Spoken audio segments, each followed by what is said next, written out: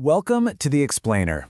I was looking into the sheer complexity of the absolute behemoth that is the 2026 World Cup, and let me tell you, it is wild. Today, we're going to unpack the specific variables of victory. We're talking the cold, hard data, the fascinating tactical shifts, and the extreme, completely uncontrollable environments that are ultimately going to crown the next global champion. There is so much to get into, so let's get right to it.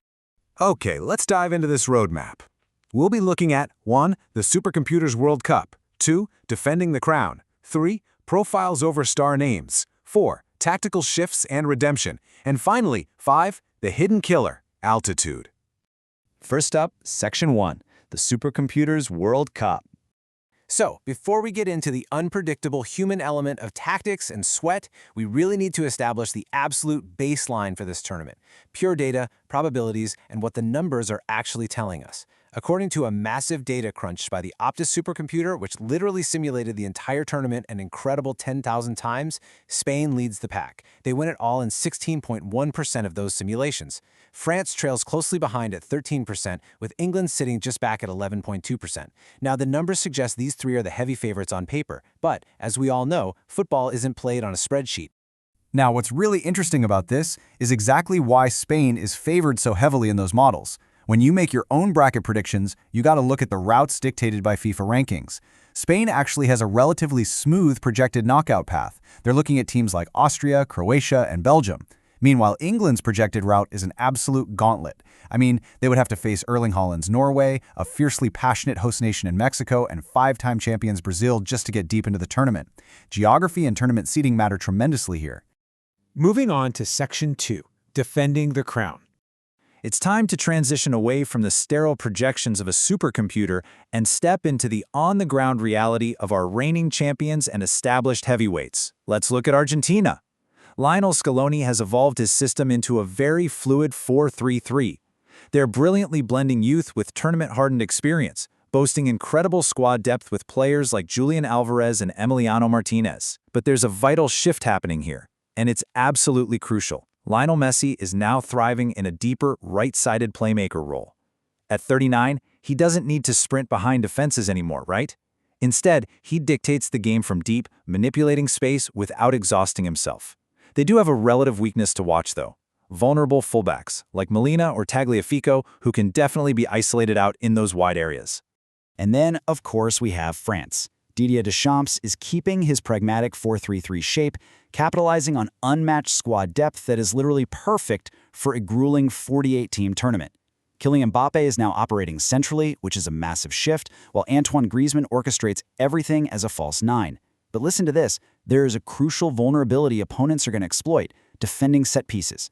They conceded heavily from corners back in 2022, and it remains a glaring flaw that has cost them in key moments in the past. You can bet teams will absolutely target their penalty box when the game slows down. Next up, Section 3, Profiles over star names. Now we're shifting the narrative to the incredibly unpredictable human element of football management. Contrast the cold logic of the data models we saw earlier with Thomas Tuchel's highly controversial, frankly shocking strategy for the England squad. He has left out major global star names. We're talking Cole Palmer, Harry Maguire, Trent Alexander-Arnold, left at home. Instead, he brought in incredibly specific, less heralded tactical profiles like Jarell Quansah, Jed Spence, and Dan Burn. You see, he isn't trying to fit the best 11 names onto a pitch, he's bringing exact puzzle pieces for a highly specific tactical system. And man, the reaction has been explosive. As one pundit noted during the squad reveal, he's got more wild cards than a crooked gambler. Tuchel has opted for profiles over names. This is a total sledgehammer approach to squad building. The massive risk here is that if England is down a goal in the 80th minute and desperately needs a moment of magic off the bench, well, they've left some of their heaviest hitters sitting at home. That means every single substitution Tuchel makes in this tournament turns into a high-stakes referendum on his entire tactical philosophy. Talk about pressure, right? Which brings us to Section 4, Tactical Shifts and Redemption.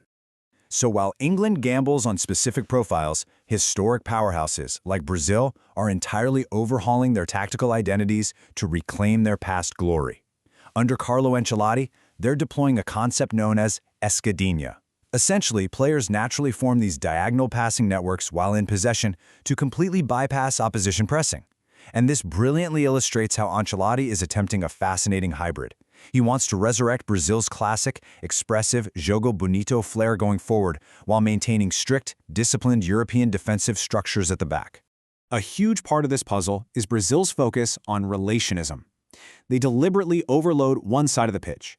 By bringing so many players to one side, they attract the entire opposition defense, creating local numerical superiority. They use a 2+2 build-up shape at the back, which allows their aggressive fullbacks to push incredibly high. From there, they rely on rapid, one-touch combinations to break the press and exploit the massive space they just forced the opposition to leave open on the opposite flank. When executed correctly, it is absolute chaos for the defense and just beautiful, fluid motion for the viewer. Let's jump over to Germany and see how this builds a completely different narrative of redemption. If we track Germany's history, we see 4 incredible peaks, winning the World Cup in 1954, 1974, 1990, and 2014. But then, the unthinkable. Consecutive group stage exits in 2018 and 2022.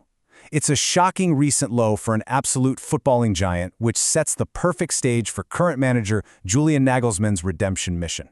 So how exactly is Nagelsmann rebuilding? Well, he's stabilized a highly chaotic squad by instilling a controlled, aggressive pressing style. They are actually prioritizing increased defensive solidity over the high-risk possession football that cost them so dearly in recent years. This shift is incredibly evident in their roster balance. They're heavily relying on veterans like Manuel Neuer, who, by the way, is going to his 5th World Cup, which is just insane, while perfectly integrating explosive young stars like Florian Wirtz and Jamal Musiala. They're now incredibly tactically flexible and absolutely deadly in quick transitions. And finally, Section 5, the hidden killer, altitude. Let's slow things down a bit for our final section. We've talked extensively about human tactics, squad selections, and supercomputer data, but now we have to face the uncontrollable, extreme forces of nature waiting for these teams in North America. 7,000, that is the elevation, in feet, of host venues like Mexico City. This is an invisible metric that threatens to absolutely destroy the best-laid tactical plans of the world's elite managers. So the crucial point is captured perfectly in this stark quote. Just think about this for a second. Imagine the world's most elite athletes suffocating just minutes after kickoff in the oxygen-deprived thin air. The visceral physiological toll this altitude will take on teams accustomed to playing at sea level simply cannot be overstated. You can be tactically brilliant, but if your lungs are burning and your legs literally turn to lead, the whiteboard means absolutely nothing. Let's break down exactly how this extreme environment physically alters the game of football. Step 1, the aerobic ceiling. High-intensity pressing, which is the bedrock of modern European football, just collapses by the 30th minute. It essentially becomes a suicide mission. Step 2, the aerodynamics. The air is thinner, meaning the ball travels faster, curves less, and dips completely unpredictably. A player's entire muscle memory for a 30-yard pass is rendered completely useless when the air density changes. They literally have to relearn the physics of the ball on the fly. And step 3, tactical disintegration. Exhaustion forces the match to devolve into a pure war of endurance rather than a display of technical skill. This creates a fascinating survival blueprint for the underdogs. Altitude-native teams are going to weaponize the geography by utilizing a low block and launch strategy. They'll absorb pressure, forcing the European favorites to run and exhaust themselves in the thin air, just waiting patiently until the opponent's lungs simply give out. Then, boom, they strike, using long-range shots that behave erratically in the low pressure to completely bypass technically superior defenses. It's brilliant. Which leaves us with this massive, looming question. Will the 2026 World Cup be decided by raw talent, tactical genius, or the sheer ability to survive the elements? We've journeyed all the way from cold supercomputer probabilities to the human gambles of managers, the tactical rebirths of fallen giants, and finally to the suffocating altitudes that will test human endurance to its absolute limits. Thank you so much for joining me on this explainer. Keep all of this structured knowledge in mind as we approach kickoff, because the variables of victory have truly never been more complex.